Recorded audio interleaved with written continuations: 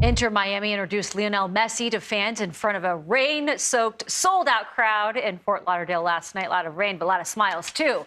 The Argentinian World Cup champion is expected to make his Major League Soccer debut on Friday. Lots of excitement about this. Joining us now for more is Nico Cantor. He is the co-host of Morning Footy on the CBS Sports Golazo Network. Thank you so much for joining us, Nico. This is brilliant. How does Messi coming here compared to when David Beckham joined in the later stage of his career? I mean, especially because Messi is relatively young still. Yeah, definitely. Look, David Beckham also came at a point in his career when most don't show up to Major League Soccer and are talking about that retirement portion of their career. Imagine if Michael Jordan, after winning his 6 NBA championships, decided to go play for a European basketball team.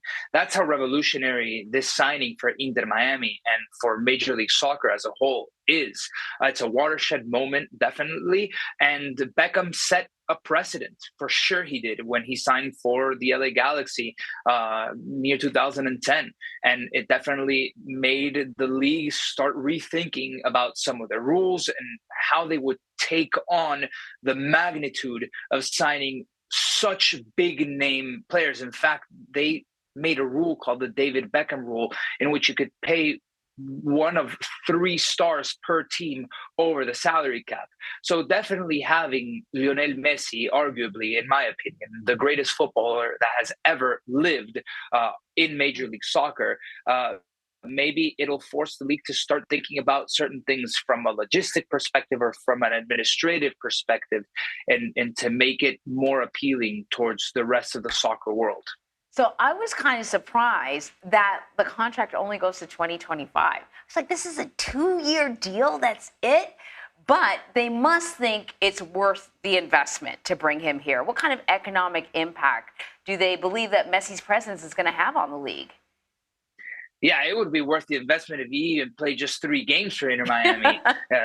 This is how monumental having Lionel Messi play for a Major League Soccer club would be. So it's the rest of this season in which, for the MLS, there's only 12 games left, but he would play for the next 2 years. And it's not only that the ticket prices go up, it's how the country as a whole invests in our game, right? It's going to change the landscape of American soccer, because now that you have Messi, he is a force, and he's going to influence kids to play soccer more. He's going to influence investors to put more money into the sport. There already is a lot of money in the United States into soccer, but it's definitely going to change a lot of that framework, because more stars are going to want to come to the MLS, and it's going to give a lot of legitimacy to the league as a whole, because it's almost seen, in fact, it is seen as second tier to Europe, right? But that Messi chose Major League Soccer over buckets and buckets and buckets and buckets and buckets of cash that he would have got in Saudi Arabia, for example, to come play in Major League Soccer and to still be competitive, in his words, it means a lot. So it's going to make waves, and it will continue to make waves. He definitely has, in a clause in his contract, an investor stake in Inter Miami. So it won't be just a 2.5-year deal if you look at it from the economic impact, because from here on out, Messi is going to have a stake in soccer in our country. So that's how we have to look at it. And the impact, I don't think we can measure it in numbers today, because it will play out for several years to come. Yeah, and I guess that might lead to the question that I have. When you talk about him being the greatest of all time that has ever played in the history of the sport, that is a big title, but you also have Inter Miami currently last in the Eastern Conference standings. Why? Why is he here? Look, I don't mean to be harsh, but this might be, in fact, it will be Messi's biggest challenge of his career. These are going to be the worst teammates that he has played with, just from a quality perspective. And I think that's just saying the difference between in quality and between this Inter Miami that you guys just said sits last in the Eastern Conference versus the Barcelonas of the world and the Paris Saint-Germains of the world, and even the Argentine national team. This is a guy who has won it all, and it's going to be an extraordinary challenge. I mean, this is his resume. It speaks for itself, right? 7-time Ballon d'Or winner. That means he's the 7-time best player in the world. Over 15 years, him and Cristiano Ronaldo held that status.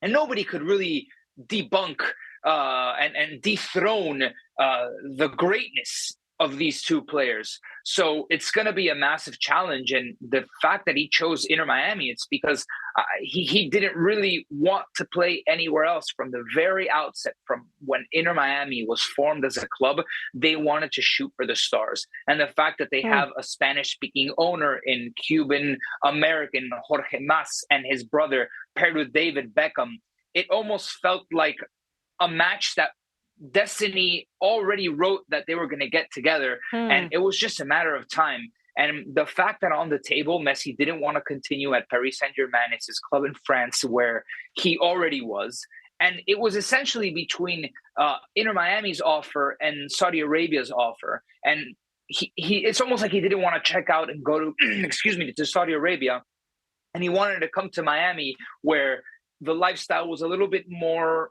what he's used to in Barcelona with his family, more Spanish speaking, like he's used to in Argentina and Rosario, in the city that he's from.